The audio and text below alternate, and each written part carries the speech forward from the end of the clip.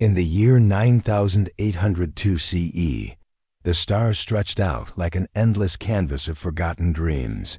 Painted with the cold fire of distant suns, Fleet Admiral Hiroshi Tan stood on the bridge of the EDN flagship, the Vanguard's Fury. His eyes fixed on the holographic display that hovered before him like a ghostly apparition. The void outside the viewport was a silent witness to humanity's fragile foothold in the galaxy, a network of colonies, outposts, and alliances forged in the fires of exploration and survival. Hiroshi was a man in his late 50s, his face etched with lines that spoke of battles won and losses that still haunted his sleep. His dark hair, streaked with silver, was cropped short in military fashion, and his uniform bore the insignia of the Earth Defense Network, a symbol of humanity's unyielding resolve. The bridge hummed with the low thrum of engines and the soft beeps of consoles, crew members moving with practiced efficiency. Hiroshi's hands gripped the railing, knuckles whitening as he replayed the incoming transmission in his mind. It had come in encrypted bursts from the Mars colonies, Earth's first bold step beyond the homeworld, now reduced to smoldering ruins. The attackers were the Zorath Empire, a xenophobic coalition of insectoid beings whose hives spanned dozens of systems. For a decade, peace had held, fragile as a spider's web, brokered by the Galactic Council. But now, that web had torn. "Admiral!" Lieutenant Sarah Klein's voice cut through the tension, her fingers dancing over her console. She was young, barely 30, with sharp features and eyes that held the fire of someone who had lost family in the old wars. Confirmation from the scouts. The Zorath fleet hit the colonies with orbital strikes. Casualties: over 90%. Survivors are minimal, hunkered in bunkers. Hiroshi's jaw tightened. He could feel the weight of those numbers pressing on his chest like the gravity of a dying star. 90%. That meant millions farmers, scientists, children who had grown up under the red dust of Mars, dreaming of a future where humanity wasn't just surviving but thriving. He thought of his own son, stationed on one of those outposts, and a cold dread coiled in his gut. No word yet on survivors. "Any demands from the Zorath?" he asked, his voice steady, though inside, rage simmered like a storm about to break. "None, sir. Just a broadcast claiming purification of alien infestation." Sarah's tone dripped with disgust. "They're calling us vermin again."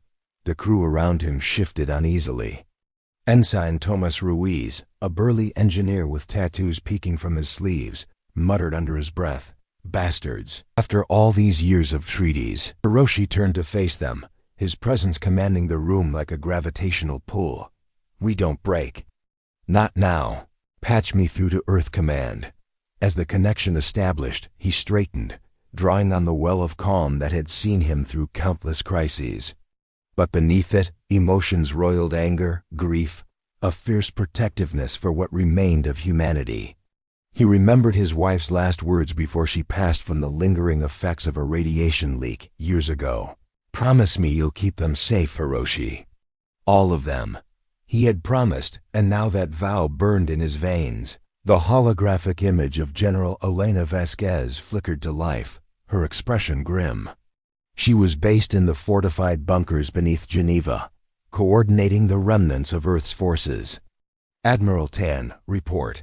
Mars is gone, General. Zorath strike. We're mobilizing the fleet."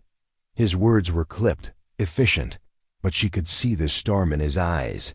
Vasquez nodded, her voice carrying the weight of command. "The Council is already convening. They're urging restraint, diplomatic channels first."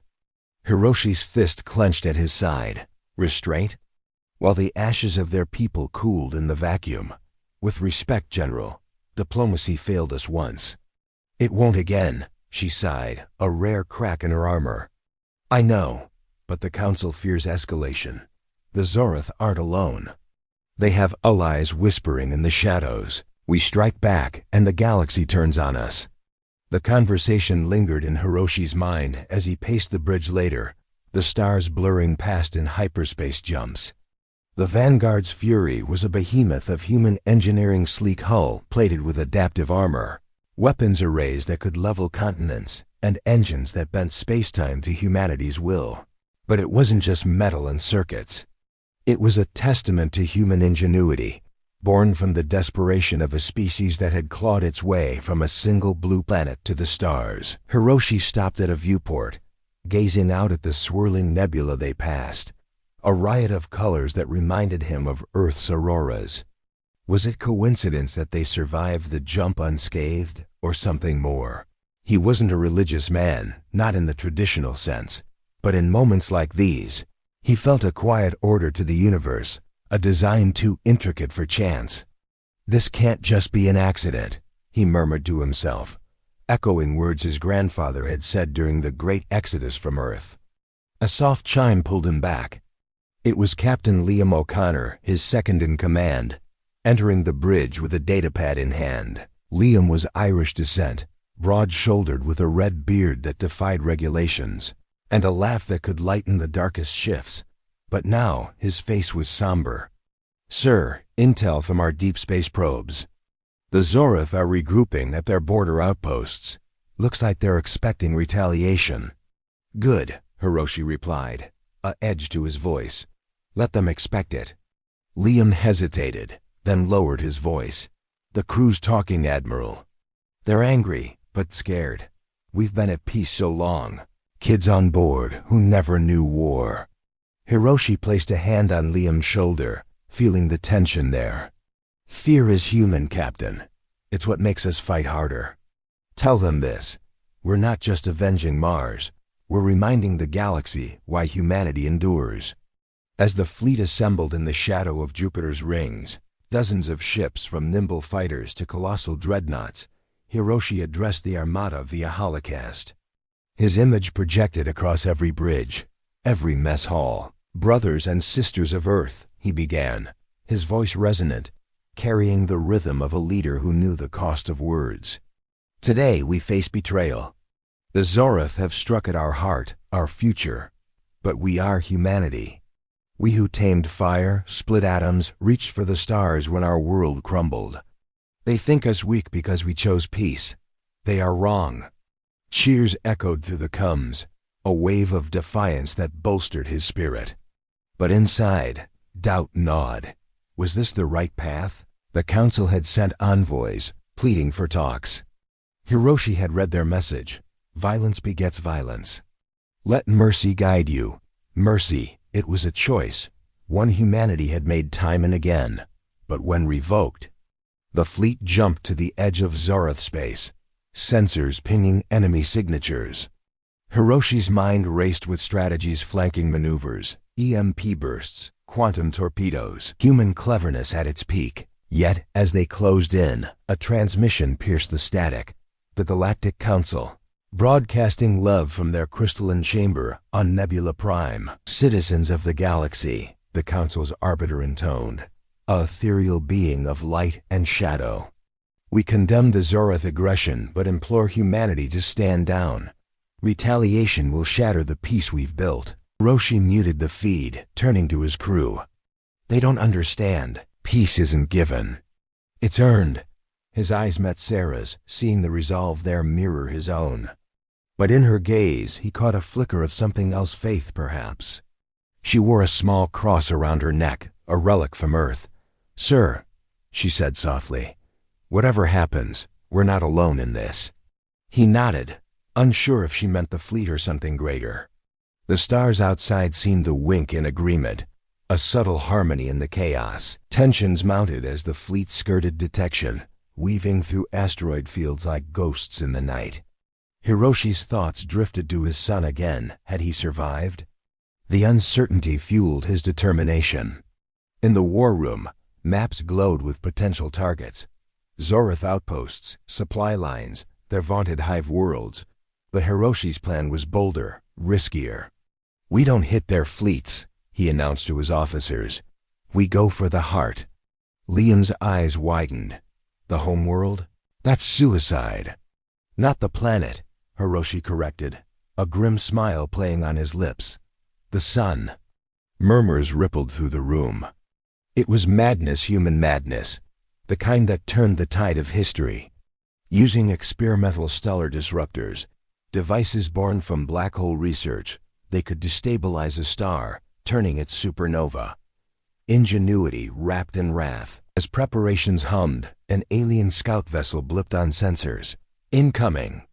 Tomas shouted. Laser fire lanced across the void, the Vanguard's fury shuddering under impact.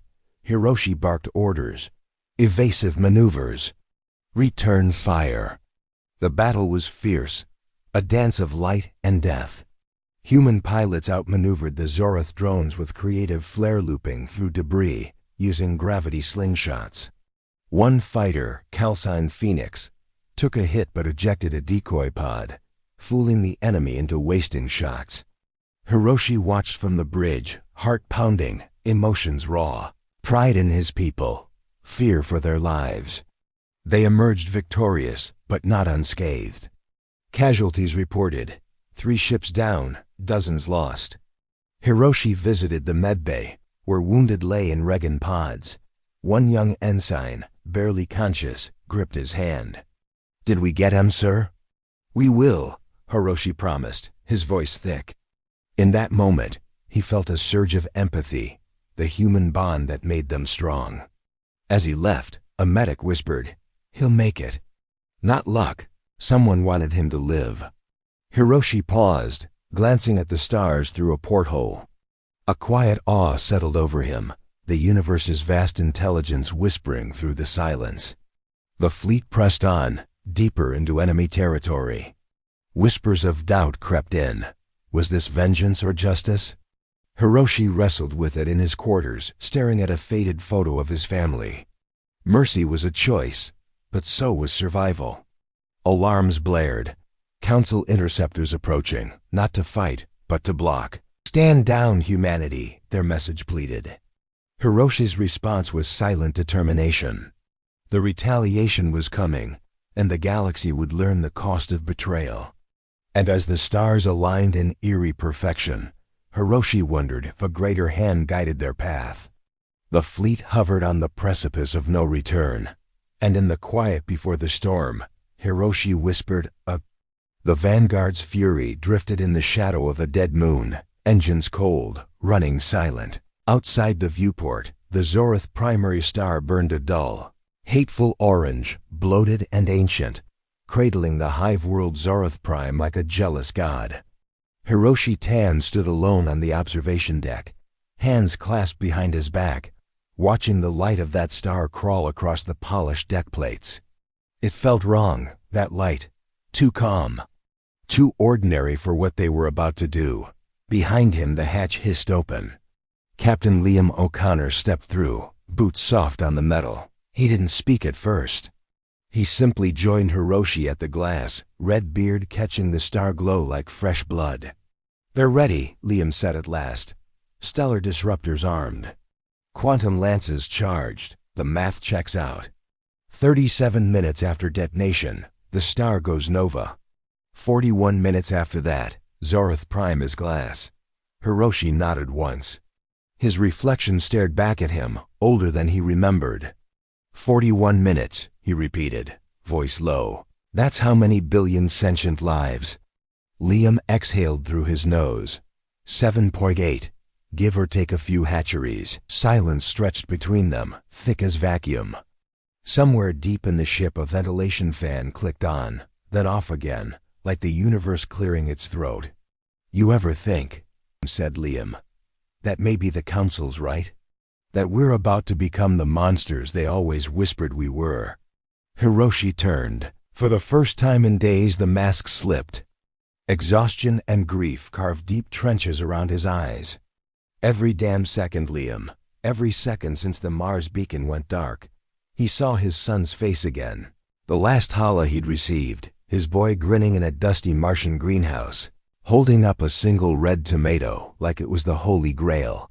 The memory hit like a railgun round to the chest. "But then I remember the children buried under Phobos Station," Hiroshi continued. "I remember the Zorath Queen's broadcast, calling human young larvae to be culled. And I remember that mercy is a choice.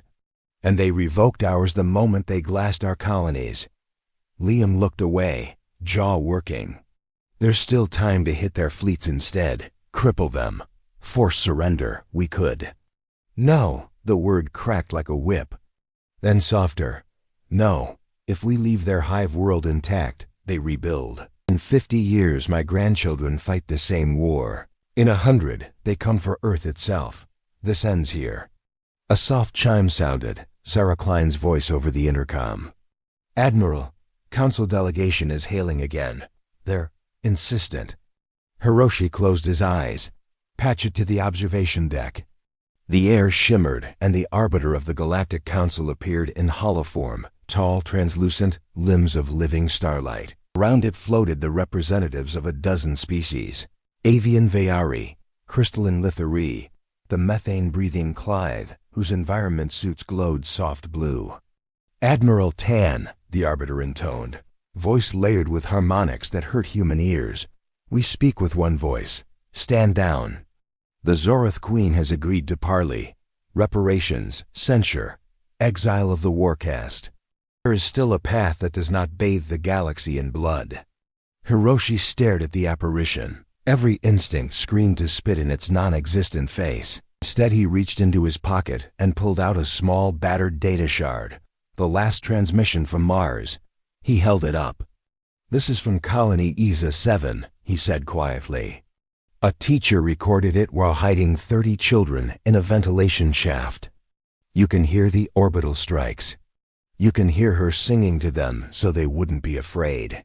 His voice splintered on the last word. She sang until the ceiling fell in. He let the shard fall. It clinked against the deck. Where was your parley then? The arbiter's light flickered, uncertainty rippling through its form. A Veyari counselor opened its beak, then closed it again. Hiroshi stepped closer to the hala. You want mercy? Mercy was the 10 years we honored your treaties while they built fleets in secret. Mercy was the trade convoys we escorted through their space. Mercy was turning the other cheek when they called us apes and vermin. His voice dropped to a whisper that somehow filled the room. Mercy has an expiration date. Theirs ran out at 1407 Mars Standard Time, when the first kinetic rod hit New Kyoto. The arbiter raised a hand of light. Then you condemn not only the Zorath, but yourselves. The galaxy will unite against the species that commits stellicide. Hiroshi smiled. It was not a kind expression. Let them come. He cut the feed. The hala dissolved into glittering motes that drifted away like dying fireflies. Liam watched him, eyes wide. Jesus, Hiroshi. Not today, the Admiral replied, and there was iron in it. They walked the corridors together toward the bridge. Crew members straightened as he passed, faces pale but resolute. Someone had painted a new emblem on the bulkhead. A stylized earth cradled in an avenging angel's hands, wings made of fire. Beneath it, in fresh white paint, "We do not forgive." On the bridge, the disruptor technicians waited, faces slick with sweat. The lead engineer, Dr. Amrita Patel, met Hiroshi's gaze. She was Hindu, wore a small bindi, and her fingers trembled around the activation key. Admiral, once we fire the lances, there's no recall. The reaction is self-sustaining after 8 seconds. I know. We'll be killing workers, drones, children who've never seen a human. Hiroshi placed his hand over hers, steadying it. So did they. She searched his face, then nodded once and stepped back. The targeting hologram bloomed, the orange star, crosshairs locked on its chromosphere. Insertion vectors for the quantum lances, 4 relativistic missiles that would burrow into the star's heart and inject the engineered singularity seed. Hiroshi took the command chair. The bridge lights dimmed to red. All stations, he said, voice calm now, almost gentle. This is Tan. You all know why we're here. Some of you have family in the colonies that burned. Some of you weren't even born when we left Seoul. But every one of you chose to wear this uniform, to stand between Earth and the dark. He looked around at them. Sarah, Liam, Tomas, Amrita. 200 souls on this ship alone. Millions across the fleet. I won't order you to do this thing. If any soul here cannot, step away now. No record, no shame, no judgment. But if you stay... His voice thickened. "If you stay, we end a threat that has haunted humanity for 1,000 years. We tell the galaxy that there are lines you do not cross, and we do it together." Not a single person moved. Sarah's hand found the small cross at her throat. Tomas crossed himself. Someone in fire control began to hum an old Earth hymn, low and steady. Others joined, until the bridge thrummed with it. Ancient words in 1,000 languages braided into one defiant chord. Hiroshi felt it in his bones, something vast and quiet moving behind the scenes, the way wind moves through wheat. Not luck, not chance, something that had watched humanity stumble out of Africa, survive ice ages and world wars, reach the stars with shaking hands and unbreakable hearts. He drew a slow breath. Fire. 4 streaks of violet light leapt from the Vanguard's Fury and her sister ships, vanishing into hyperspace folds. 37 minutes the star would die. The hymn crescendoed, then stopped.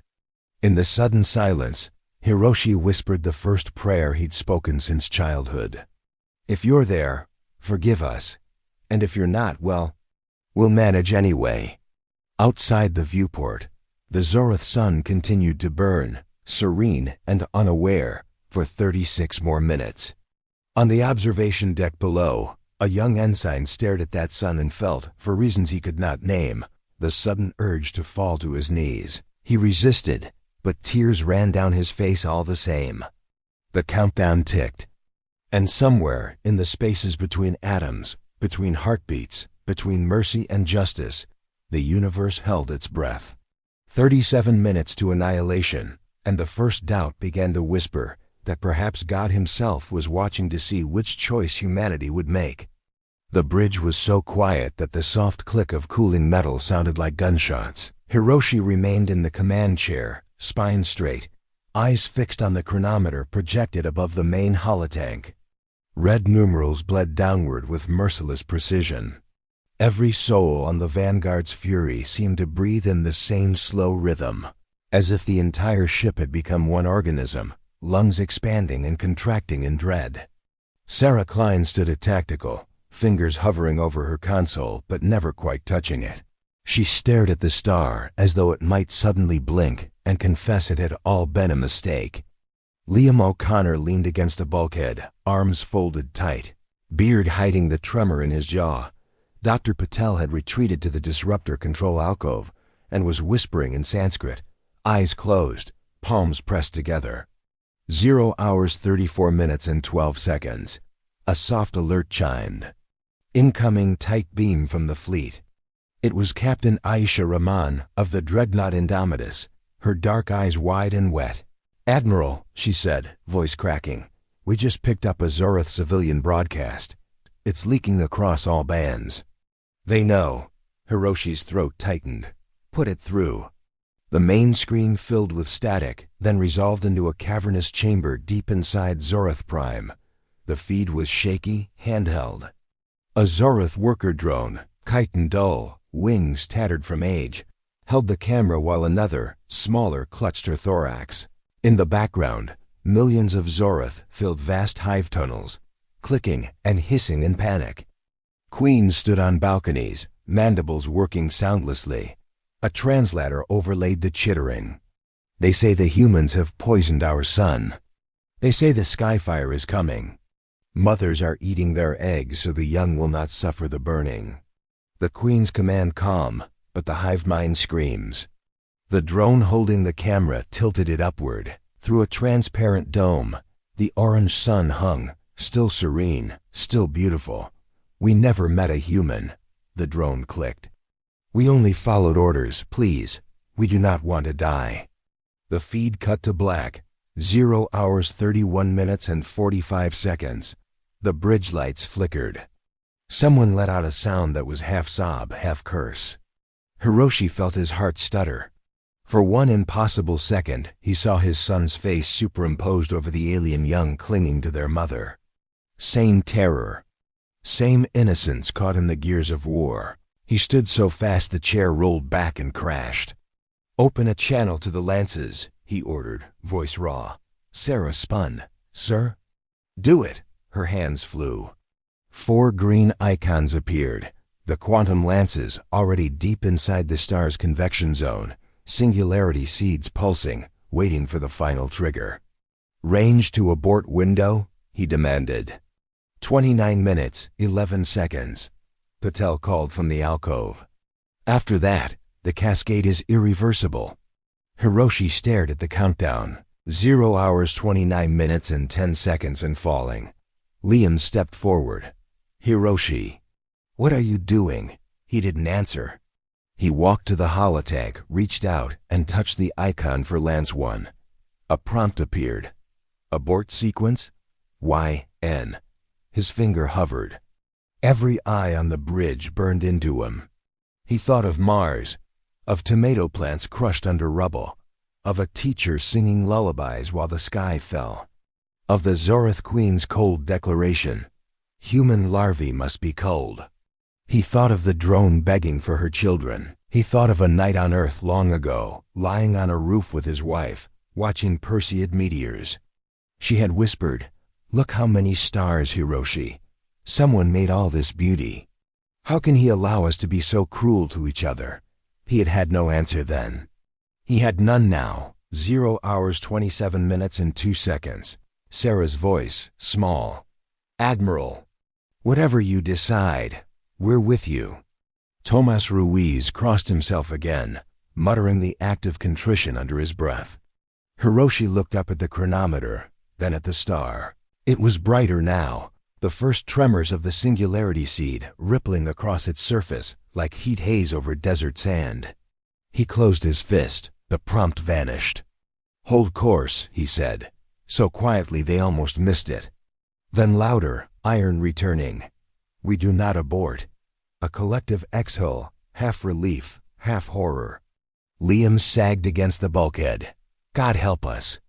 "God already did," Hiroshi answered, surprising himself. "He gave us the minds to build the lances. He gave us the choice. And he is letting us make it." 0 hours 24 minutes and 57 seconds. The star flared. A prominence lashed out 1,000,000 kilometers, then collapsed back into itself, as though the star itself had taken a startled breath. Dr. Patel began weeping openly, still praying. Sarah's knuckles white on her cross. Hiroshi walked to the forward viewport. The orange light painted his face the color of old blood. He spoke not to the crew, but to the star, to the billions about to die, to the God who might be listening. "I do this so no human child ever wakes to orbital fire again. I do this so my son, if he still lives, never has to. Forgive me, or don't, but do not look away." 0 hours 19 minutes and 12 seconds. An ensign in astrogation suddenly cried out, "Admiral!" Anomalous gravity wave, bearing 118 Mark 42. Something big just dropped out of hyperspace between us and the star. The holotank blossomed with new contacts, not Zorath, not Council. A single vessel, ancient, cathedral-like, kilometers long, its hull carved from what looked like living pearl and gold filigree. No energy signature anyone recognized, no transponders silent. It simply hung there, directly in the path of the Lance's telemetry feed, as if it had always been, and they had only now noticed it. Sarah whispered, "What the hell is that?" Hiroshi felt the hairs on his neck rise. The ship was beautiful in a way that hurt, like staring into the sun of a better universe. Runes crawled across its surface, shifting, forming words in every human language at once.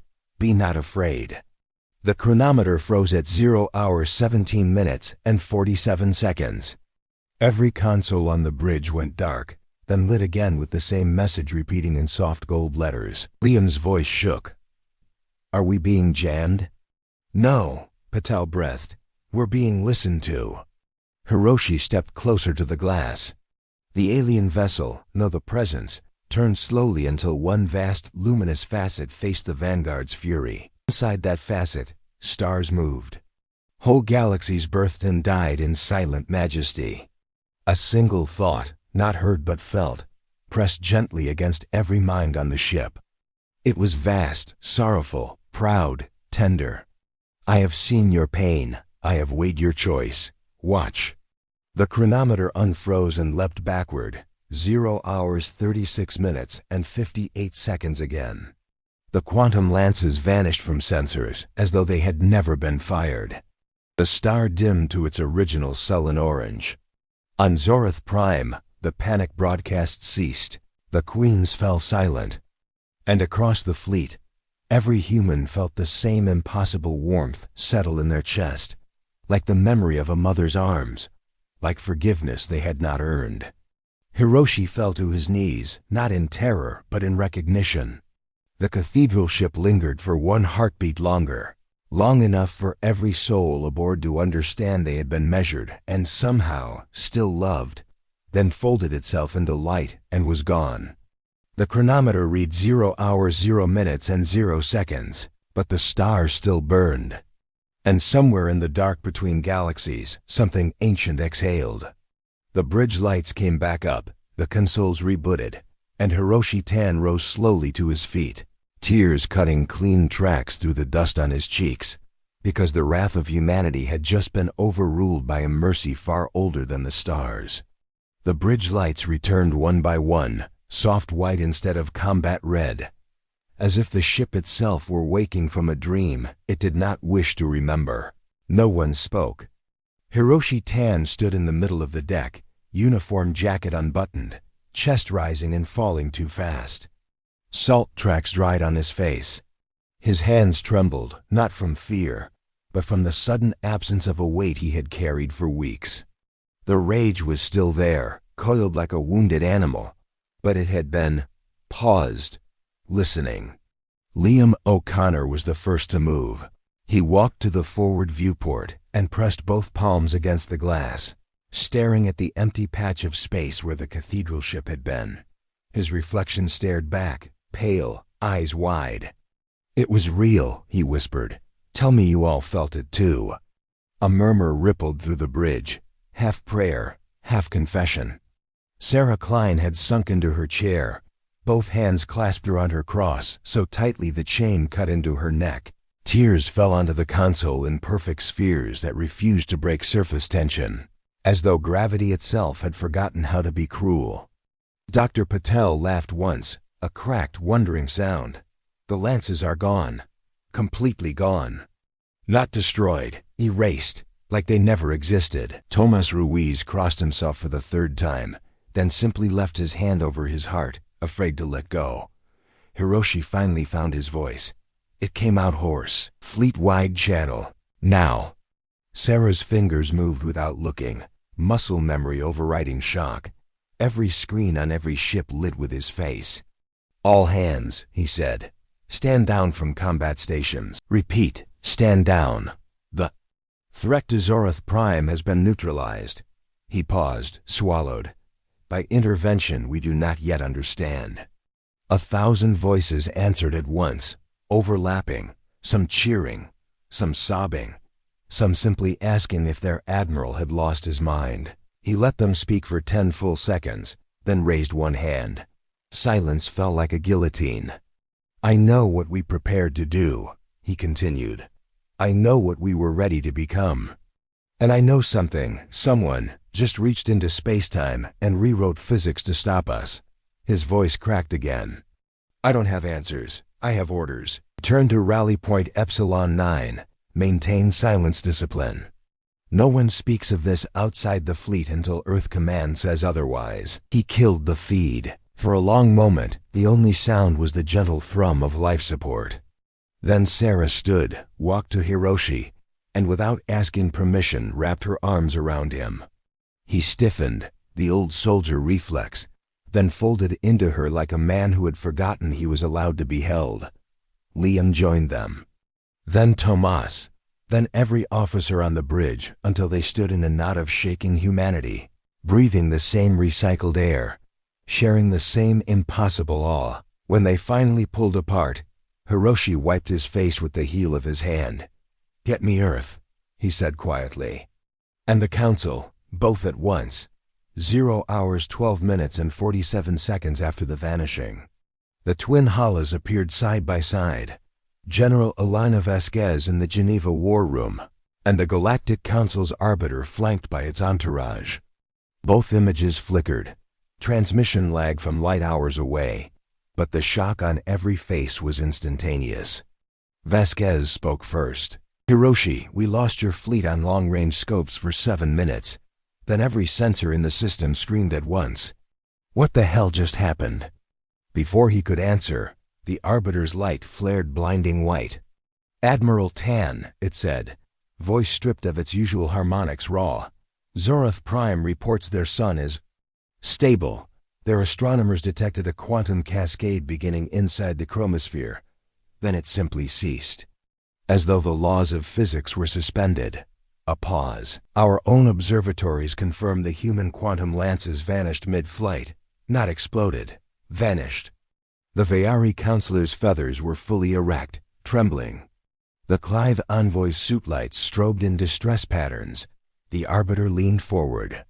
"Tell us what you saw." Hiroshi looked straight into the projection. "I saw God," he said simply. Dead silence on both channels. Then Vasquez, soft. "Say again." "I saw a ship older than galaxies." It spoke without words. It rewound time 17 minutes and erased our weapons like chalk from a board. It looked at us, at what we were about to do, and it said, "Not like this." He let that settle. "The Zorath are alive because something greater than us decided 7 billion souls was too high a price for vengeance. I don't know if that something greater than us decided humanity was worth saving from itself, or if it was simply enforcing a rule we never knew existed. But the message was clear. There is a line. We were one trigger pull from crossing it forever." The arbiter's form dimmed, almost bowed. "Then the accords are obsolete. The balance we enforced for 10,000 years has been overruled by an authority we cannot name." Hiroshi nodded. "Looks that way." Vasquez rubbed her temples. "The colonies are still gone, Hiroshi. 2 million human dead. We can't just—" "No," he cut in, gentle but firm. "We can't just forgive. But we can choose something harder. We can choose to be the people who were stopped. The ones who were given a second chance and took it." He looked past the Halas, at his crew, at the stars beyond. "Tell the Zorath Queen I will meet her. One ship. Neutral space. No escorts. I will look her in every compound eye, and I will tell her what her warcast did. And I will listen while she tells me why. Then we will decide together what justice looks like when genocide has been taken off the table." A long silence. Finally the arbiter spoke again, voice small. "The council will convene an emergency session. Every species will demand to know what humanity spoke to. Many will fear you now more than ever." "Let them," Hiroshi said. "Fear is honest. Terror is what we almost unleashed today." He killed both channels. The bridge lights brightened to normal. Someone started coffee brewing. The smell spread like a benediction. Sarah approached, holding 2 mugs. She handed him one. "So what do we do now, sir?" she asked. He took a sip. It burned his tongue and tasted like grace. "We go home," he said. "We bury our dead. We rebuild Mars, and we spend the rest of our lives trying to become the species that deserves what we were just given." Liam laughed once, shaky. "That's a tall order." Hiroshi looked out at the Zorath sun, still shining, still ordinary, now impossibly precious. "Good," he said. "Humanity's always done its best work when the order was impossible." Far away, on Zorath Prime, a worker drone emerged from the hive tunnels into the night air. She tilted her head to the orange sky that had almost died, and for the first time in her life, felt something other than the Queen's voice brushed against her mind. Gentle, vast, sorrowful, proud. "I am still here." The drone did not understand the words, but she felt the meaning settle in her thorax like warm honey. She spread her tattered wings, though she had never flown, and wept without knowing why. And across the light years, in 1,000 human ships, 1,000 human hearts echoed the same unasked, unearned benediction. The wrath had been stayed. The story was not over. It had only just begun to be worthy of telling.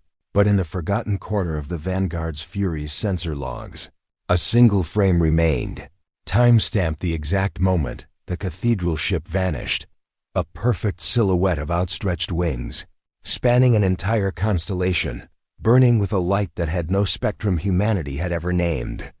The long way home, the fleet limped home at sublight, engines throttled to a whisper, as though loud noise might wake whatever had just looked at them. No one jumped hyperspace. No one dared. The laws of physics had been edited in front of their eyes. No pilot trusted the math anymore. They drifted through the Oort cloud of the Zorath system like a funeral procession, running dark except for running lights the color of candle flame. Every ship flew the same flag now, Earth's blue bordered in white, the ancient mourning trim no human navy had used since the 23rd century. Hiroshi spent the first 3 days in the observation blister, alone, staring back the way they had come. The Zorath star was a dull ember astern, shrinking hour by hour. He kept expecting it to wink out, a delayed punishment for the intention in his heart. It never did. On the 4th day, Sarah found him there, still in the same uniform, stubble gone to full beard. She carried a tray, real coffee, real bread, a single red apple from the hydroponics bay. She set it down without speaking and sat cross-legged on the deck beside his chair. After a while he took the apple, bit into it. The sound was impossibly loud in the silence. "Fleet morale is complicated," she said at last. "Half the crews think we've been judged and found wanting. The other half think we've been knighted. Both halves are terrified they're right." He chewed slowly. "And you?" Sarah looked out at the stars. "I think we got shown the bill for what we almost ordered, and someone else paid it before the waiter reached the table. I don't know whether to be grateful or insulted." Hiroshi gave a cracked laugh, the first in weeks. She hesitated, then pulled a small tablet from her pocket and offered it. "You should see this before we reach Seoul." The screen showed a compilation of civilian channels from Earth, Luna, the Belt, every human habitat. Billions of faces in candle-like vigils. Churches, temples, mosques, shrines packed beyond capacity. People in vacuum suits kneeling on asteroid docks. A 12-year-old girl on Titan holding up a hand-painted sign. "Thank you for not killing their children." Another clip. Martian survivors, faces burned and bandaged, broadcasting from a half-collapsed dome. Their spokesperson, an old Japanese botanist whose greenhouse had been Hiroshi's son's last posting, spoke directly to camera. "We lost everything," the man said, voice hoarse. "But the Admiral chose not to make another species extinct because of it. That is the humanity I came to Mars to build. Tell him his son would be proud." Hiroshi's hand flew to his mouth. The apple fell, rolled, stopped against Sarah's boot. "I've?" The words barely left his throat. Sarah nodded, eyes shining. Medivac frigate *, Mercy's Reach *, pulled 37 survivors from the greenhouse bunker. "Your boy lost an arm and most of his hearing, but he's alive. He's on Luna now." Hiroshi closed his eyes. Something inside his chest that had been clenched since the first Mars distress call finally unclenched. He wept without sound, shoulders shaking, while Sarah held the back of his neck like a mother with a child. When the storm passed, he whispered, "I was ready to burn a son for him." "I know," she said. "And something greater decided you didn't have to." He wiped his face with his sleeve. "Patch me through to the * Mercy's Reach *. I want to see my son." The connection took 9 hours to route through the silent fleet. When the holla finally resolved, the boy on the other end. No. The man had his father's eyes sunken, left arm gone below the shoulder. But the crooked smile was the same one from the tomato photograph, she said, voice thin through the lag. "Heard you almost ended a star. Mom would have been pissed." Hiroshi barked a laugh that was half sob. "Your mother had strong opinions about collateral damage." Kenji's gaze softened. "I prayed, in the bunker. Not for me, for you. That you'd still be the man who taught me catching fireflies was better than swatting them." "I love you, Dad," Kenji said. "Come home." The feed cut. Hiroshi stared at the empty air for a long time. Then he stood, straightened his uniform, and walked to the bridge. When he stepped through the hatch, every officer rose. He took his place at the command dais and looked at them, really looked, until the silence became unbearable. "New standing orders," he said, voice steady now. "From this moment forward, the Earth Defense Network exists for one purpose: to make certain no one ever again forces humanity to choose between survival and our soul.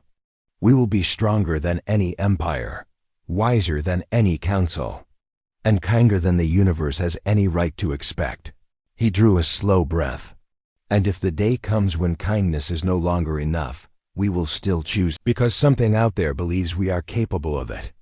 Let's prove it right." People went through the bridge, something between cheer and amen. Liam stepped forward holding a small wooden box. Inside lay a new insignia patch, the old Earth globe, but now encircled by faint golden wings barely visible unless the light hit just right. "For the uniforms," Liam said. "Whole fleets already sewing them on." Hiroshi touched the fabric. The wings were the sensor Ghost had caught. Someone had seen. Someone had remembered. He pinned the first one to his own collar. "Plot course for Seoul," he ordered. "Maximum safe sublight. Let's take the long way home. We've got a lot to think about." He turned, 1,000 candle flames against the dark, and began the slow, solemn journey back to the sun that had birthed them.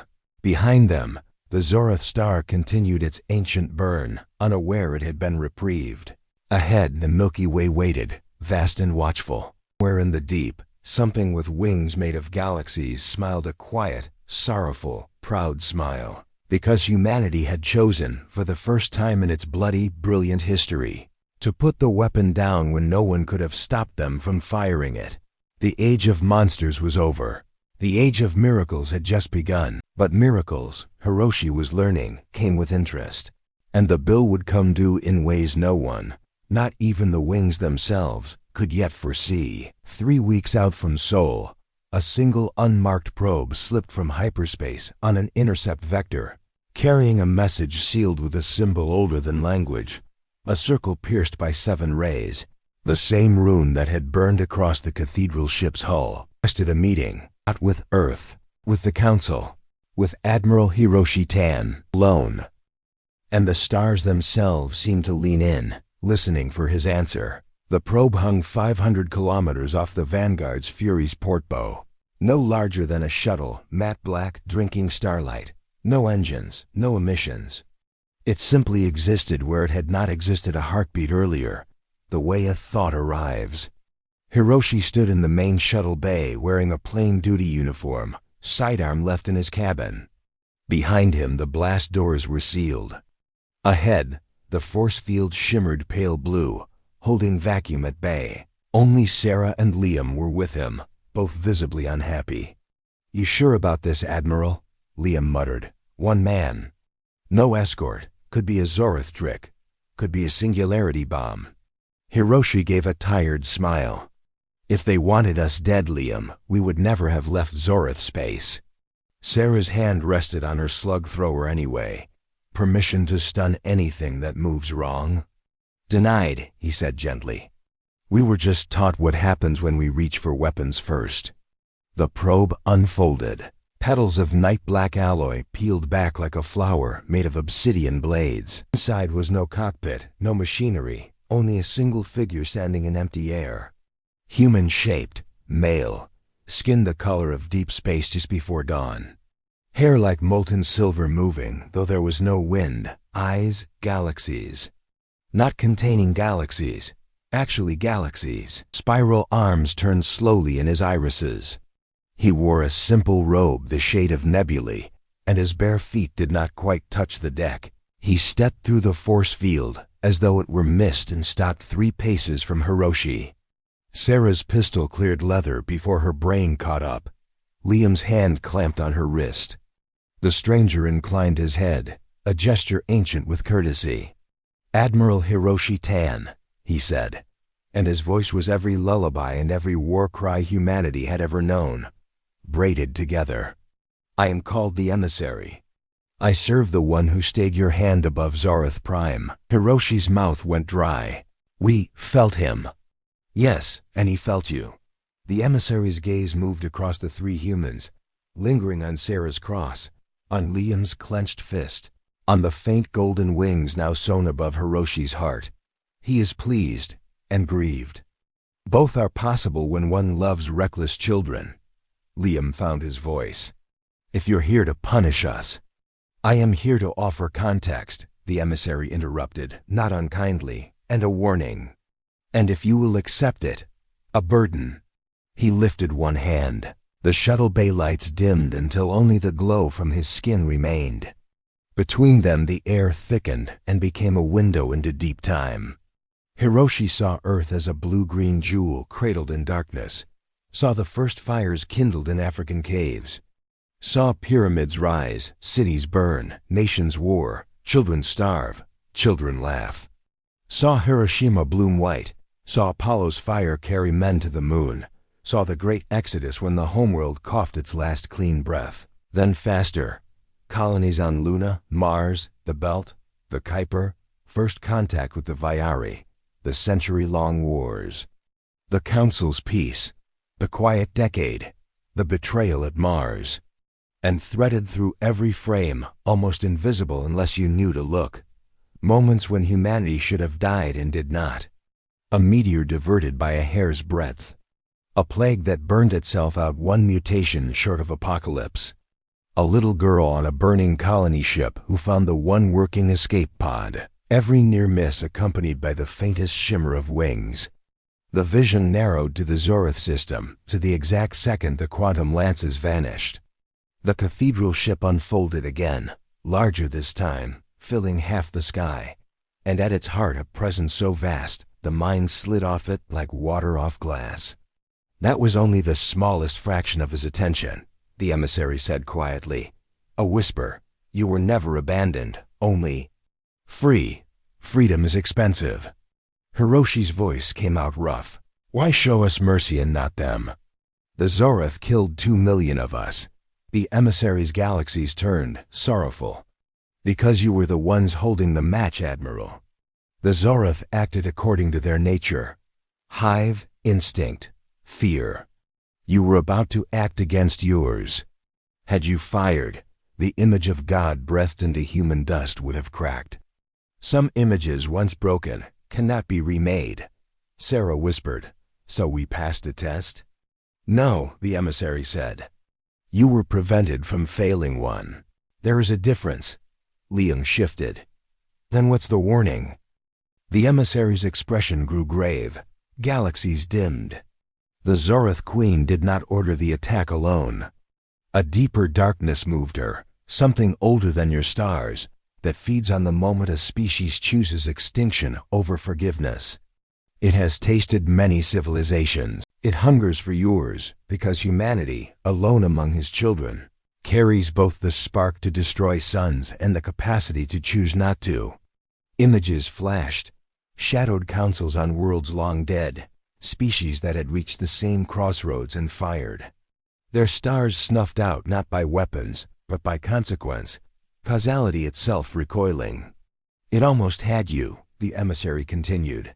It will try again. It always tries again. Hiroshi felt cold. How do we fight something like that? You do not fight it, the emissary said. You outgrow it. Every time you choose mercy when vengeance is easier, every time you protect the weak though no one watches, every time you look at the stars and say, this cannot be accident, you starve it. It cannot touch a heart that remembers whose image it bears. He stepped closer. The air smelled of rain on stone and newborn stars. Here is the burden. Humanity is now marked. The galaxy will fear you more than ever, because you were willing to kill a son and then willing to let it live. Some will worship you. Most will hate you. Many will test you, to see if the miracle was real or merely delay. He extended his hand. In it rested a single seed of light, no larger than a tear. Plant this where your dead lie on Mars. It will grow into a tree whose fruit heals radiation sickness, and whose leaves sing in wind no instrument can detect. A sign that those who come after may know mercy once walked here wearing your face. Hiroshi took the seed. It was warm, alive, pulsing like a second heartbeat. The emissary's voice softened to something almost human. One last thing. The one who sent me does not require your belief, only your continuance. But should you ever doubt again, remember this. He has never once looked away. Not during the camps, not during the famines, not the wars, not the void between stars. He watched every tear, and when the time came, he stepped between you and the abyss, because you are his poem, and he is not finished writing. The emissary began to dissolve into motes of silver and night. Wait, Hiroshi called. What are you? The answer came as the last light left those galaxy eyes. I am the echo of the voice that said, "Let there be," sent to remind the youngest children what the words were for. Then silence. The probe was gone. The bay lights returned. The seed rested heavy in Hiroshi's palm. Sarah and Liam stared at him, faces streaked with tears they had not noticed falling. Finally Liam spoke, voice reverent. So, what do we do with that?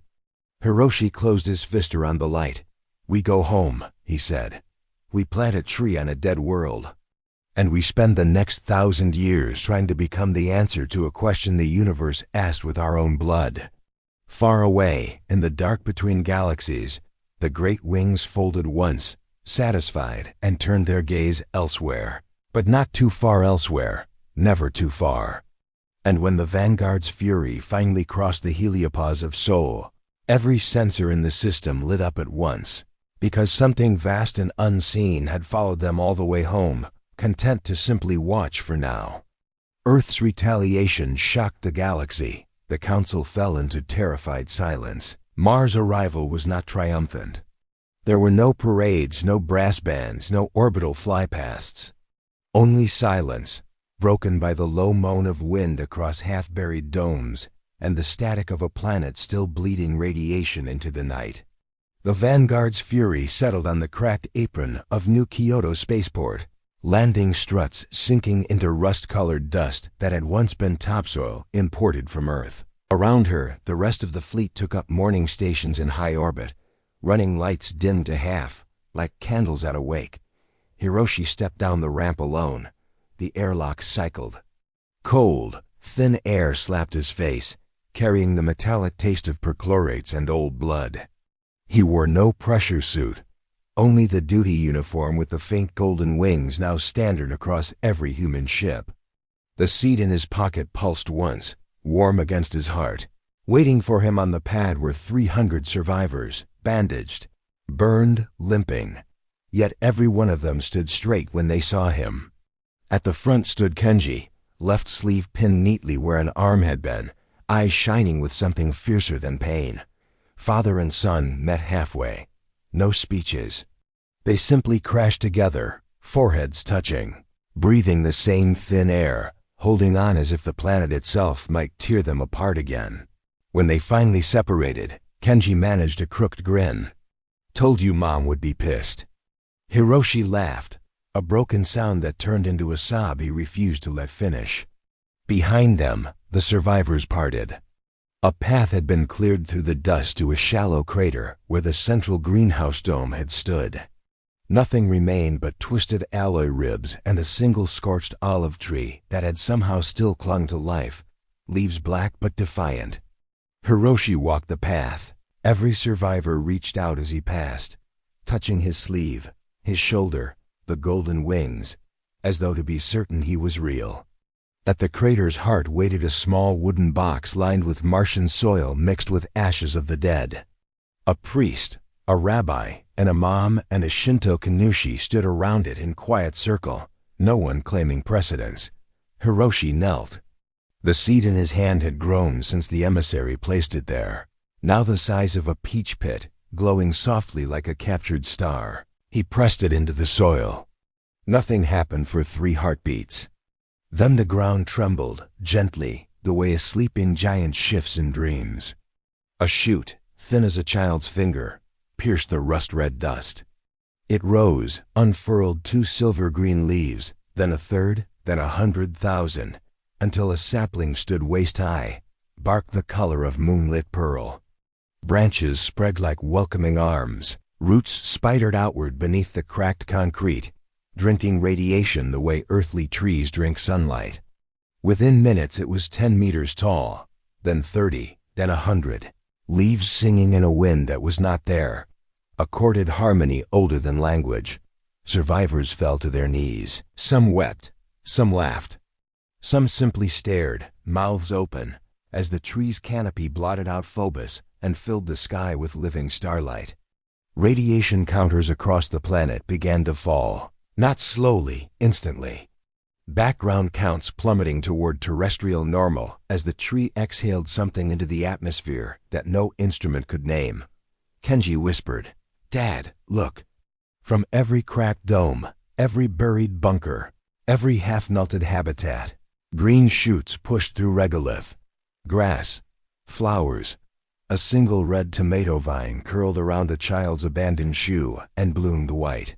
Hiroshi stood beneath the impossible tree, face tilted to leaves that moved like slow auroras, and felt the warmth of the emissary's presence settle over the planet like a blanket.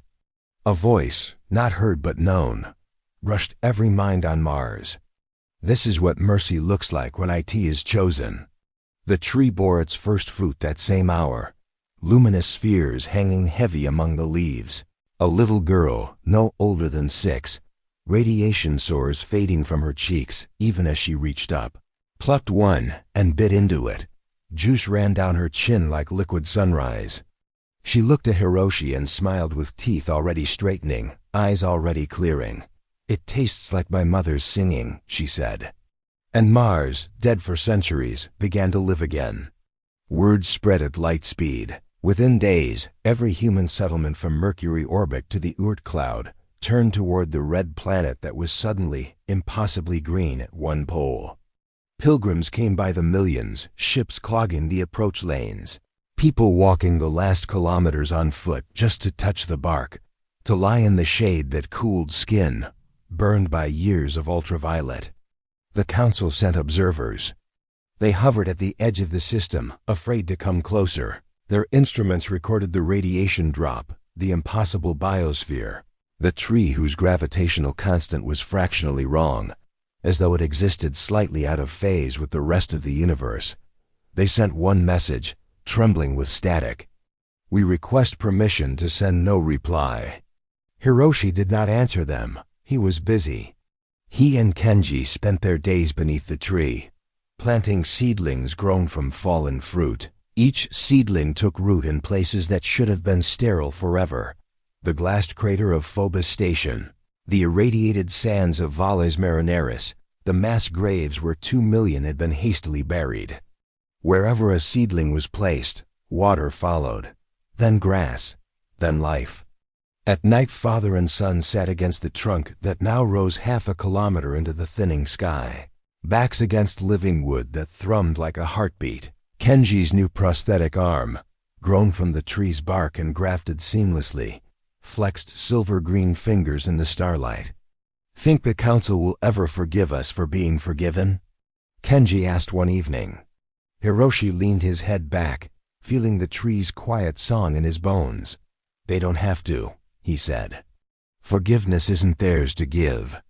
Above them, leaves shifted, forming constellations no human had ever charted, spelling words in a language that translated directly into peace. Far away, in the crystalline halls of Nebula Prime, the Galactic Council convened for the first time in emergency session without a single human present. The Arbiter's light flickered uncertainly. "They have a tree," the Vayari counselor whispered, feathers slicked flat with fear. "A tree that sings. A tree that undoes extinction." They spoke to the builder and were answered. The Clade envoy's suit lights pulsed distress.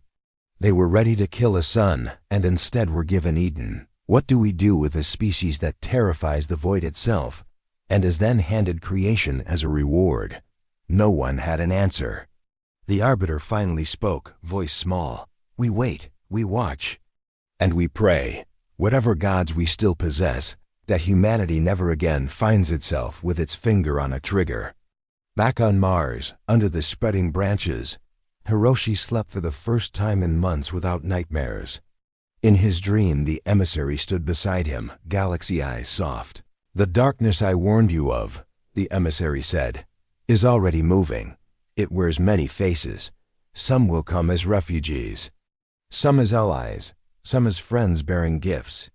It will offer you power to protect what you love. It will whisper that mercy is weakness." Hiroshi looked up at the tree, at his son sleeping against its trunk, at the green spreading across a world that had been sentenced to death. "And when it comes?" he asked. The emissary smiled, proud and sorrowful. "Then you will do what you did at Zorath Prime. You will choose the harder thing. And if you falter, remember this tree. Remember the ground drinks the blood of your dead and gives back life. So will the universe drink your refusal to hate and give back galaxies." The dream faded. Hiroshi woke to dawn light filtering through leaves that had not existed yesterday.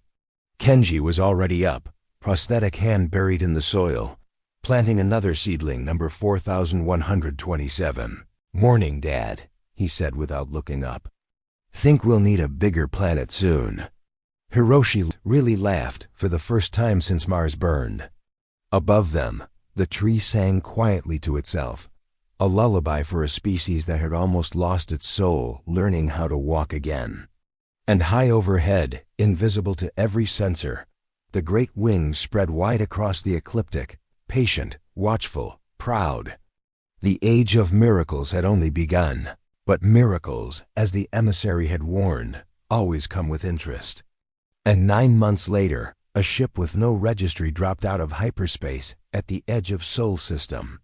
Its hull was black as the space between galaxies, and it broadcast a single message on every frequency, in every language humanity had ever spoken.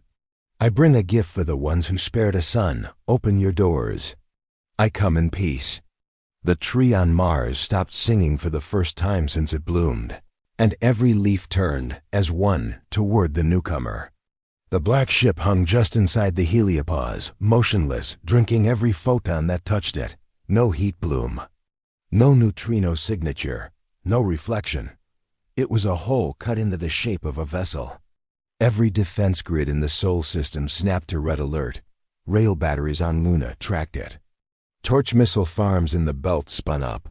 The combined fleet, now twice its pre-war size, forged in the frantic months since Mars, formed a sphere of steel 5 million kilometers across, weapons hot, shields singing. And still the intruder did nothing but repeat its message, gentle, almost amused. "I bring a gift for the ones who spared a son. Open your doors. I come in peace." On Mars, beneath the great tree, every leaf curled inward as though shielding its face. The singing stopped. Birds that had begun nesting in its branches fell silent. Children playing in its shade suddenly looked up, confused, and began to cry without knowing why. Hiroshi stood on the flagship's bridge, now renamed Mercy's Reach, orbiting high above the red-green world. Kenji was beside him, prosthetic bark arm flexing unconsciously. Sarah, Liam, Dr. Patel, the entire command crew, faces hardened by 9 months of rebuilding, of miracles taken for granted, stared at the main hala. The black ship filled the tank, rotating slowly. Its lines were wrong, too graceful, too predatory, like a shark sculpted from midnight. "Any match in the archives?" Hiroshi asked. "Negative," Patel replied, voice tight. "Older than the Council. Older than the Vayari Cradle World glyphs. The hull alloy doesn't obey spectroscopy. It's absent." Sarah's cross was out again, clutched white-knuckled. "Admiral, the tree is afraid." He glanced at her. "Trees don't feel fear. This one does." Kenji spoke quietly. "Dad, whatever that thing is, it's looking straight at the tree. Every rotation lines its bow with Mars." Hiroshi felt the old rage stir, then felt the tree's silence pour cold water on it. He closed his eyes and listened for the warmth he had felt the day the emissary came. Nothing. Only absence. Like a radio tune between stations. "Open a channel," he ordered. The reply was instantaneous, as though the ship had been waiting centuries for the words. The hala flickered. A figure appeared. Humanoid, tall, Skin like the emissary, but where the emissary had been dawn and galaxies, this one was eclipse and devoured light. Skin like polished obsidian shot through with crimson veins. Eyes not galaxies, but the hungry voids between them. A smile too wide, too perfect. Admiral Tan, it greeted a voice that tasted like velvet soaked in venom. I am the Adversary. I was promised a species that almost ended a star, and then chose not to. I have come to reward such. Restraint. Hiroshi's skin crawled. State your intent. The smile widened. Intent? Only gratitude. You denied me 7 billion courses the day you stayed your hand. That kind of self-control is rare. Delicious, even. I bring a gift that will ensure it never troubles you again. A smaller hala blossomed beside the figure. A crystalline lattice, beautiful, pulsing with soft gold light. It looked almost like the seed, but larger, faceted, perfect. This is the crown of dominion, the Adversary purred. Place it in orbit around your sun, and no fleet will ever threaten Sol again. No weapon will function within a light year. No mind will ever again choose violence against you. You will be safe forever, untouchable. The final evolution of mercy, a galaxy that cannot hurt you because it will not be allowed to want to. Kenji whispered, it's offering to take our choice away. Hiroshi felt the tree's silence deepen until it was a scream only he could hear. The Adversary tilted its head. You hesitate. You think this is temptation. It is salvation.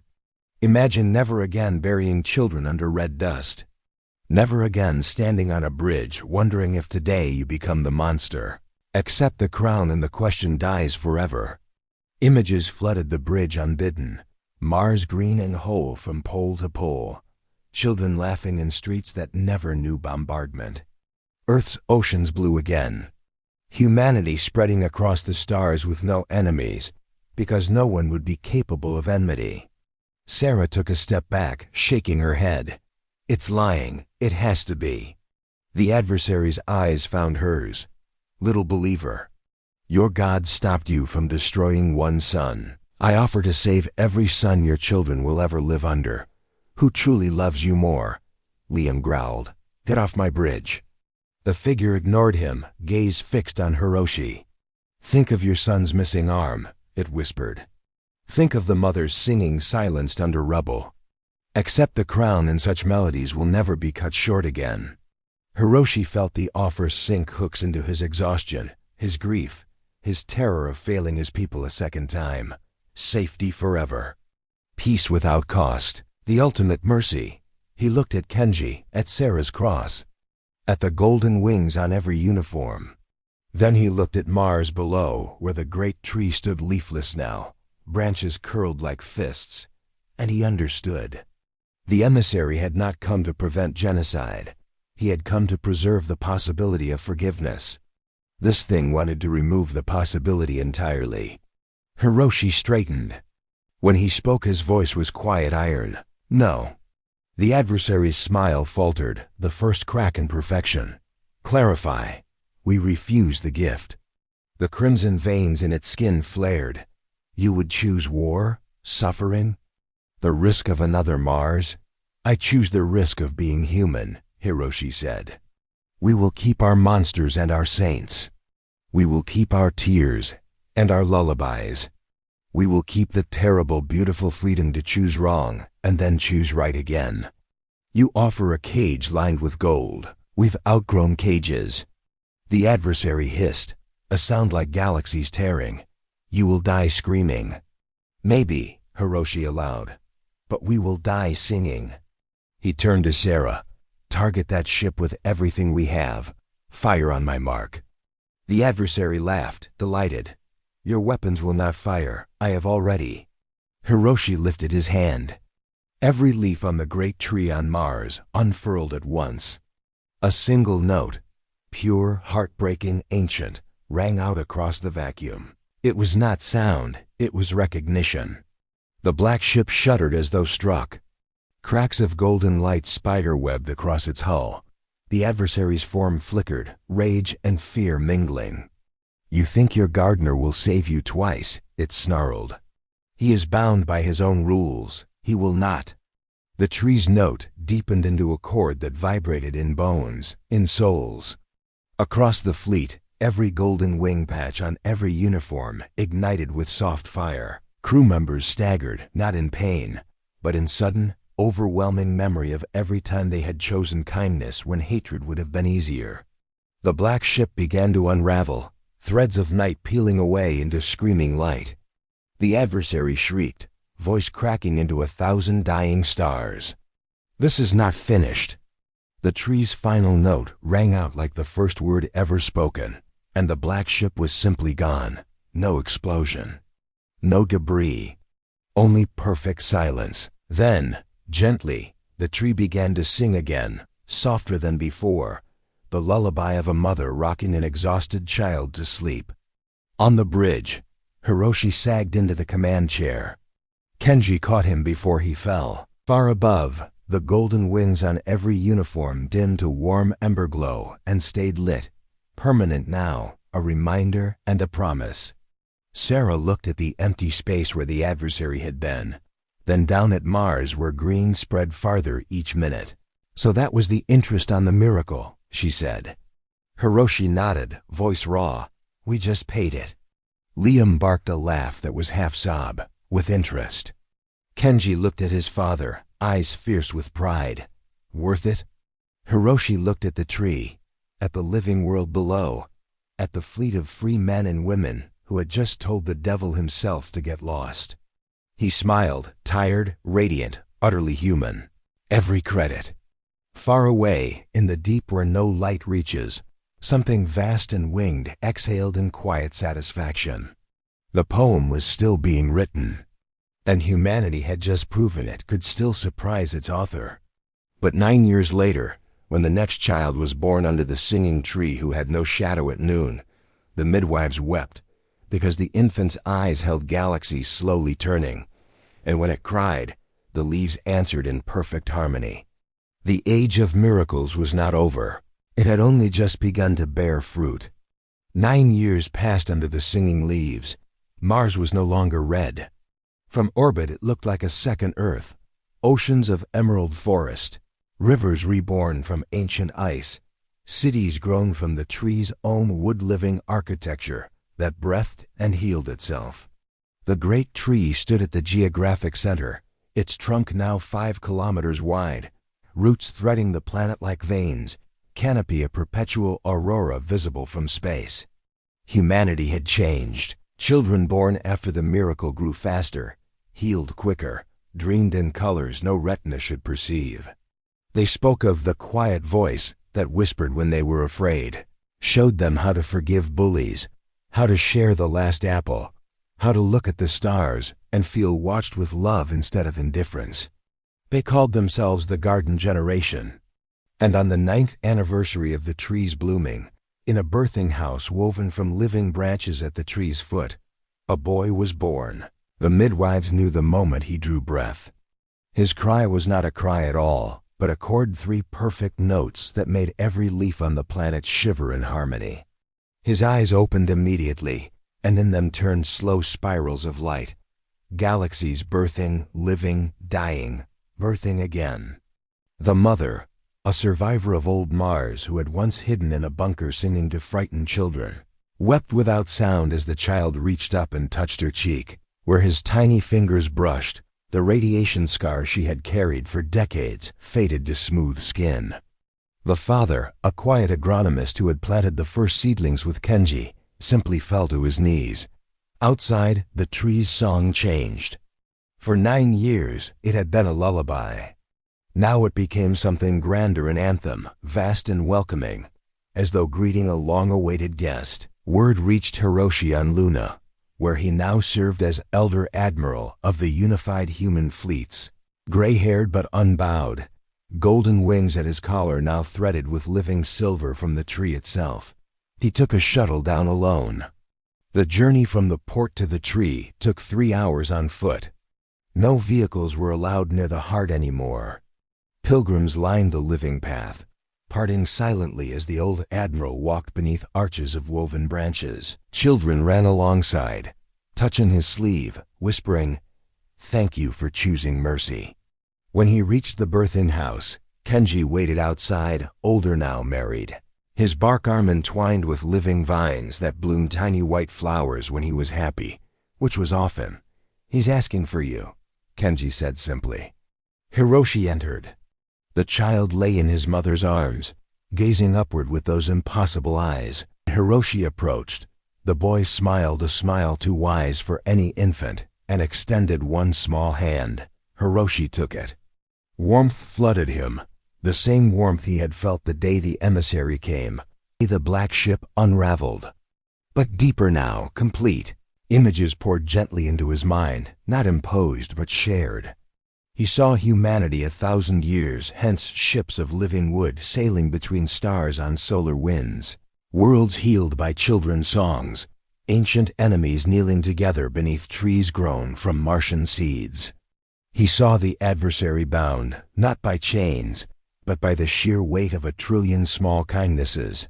Starving in the light it could no longer extinguish, he saw the great winged presence folding itself small enough to fit inside a newborn's laugh, content at last because the poem had learned to rhyme itself.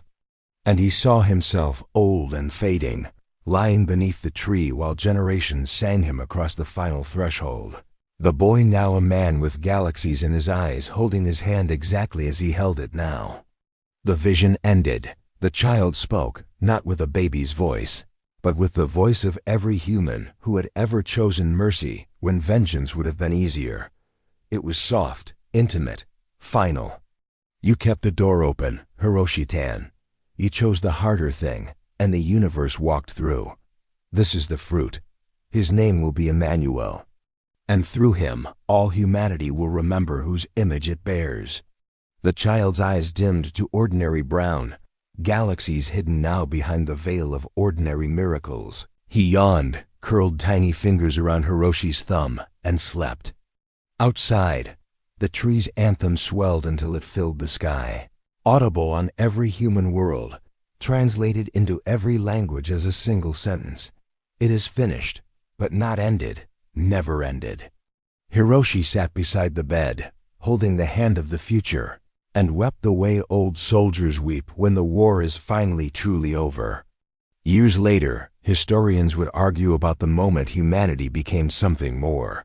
Some pointed to the day the lances vanished, some to the blooming of the tree, some to the defeat of the adversary. But the children of the garden generation knew better. It was the moment an old admiral, scarred by loss and tempted by wrath, looked into the eyes of the newborn who carried the stars inside him and chose one last time to believe that mercy was not weakness. The Galactic Council never recovered. Species came, one by one, to kneel beneath the tree on Mars. Some asked forgiveness, some asked understanding, all left changed. The Zorath Queen herself came last, ancient now, wings tattered, and laid her crown of chitin at the tree's roots. She did not speak. She simply wept the way insects weep, silent, total, cleansing. Emmanuel, barely 10, placed a hand on her thorax and whispered, "Your children will sing again." And they did. Humanity never built the crown of dominion. They never needed to. They built gardens instead. And wherever a child of Earth went, the tree's song followed, quiet but unbreakable, reminding the universe that once, when annihilation was only a heartbeat away, a single species looked into the abyss, and the abyss, for the first time, looked away. In the deep, the great wings folded once, gently, and rested. The poem was complete, but the reading of it had only just begun. And somewhere, in the heart of every human born under the singing leaves, a quiet voice whispered the final, truest moral of the story. Mercy is not humanity's default. It is humanity's destiny. In the silence that followed the last note of the tree's anthem, the stars themselves seemed to lean closer, as though the entire universe had finally learned how to listen.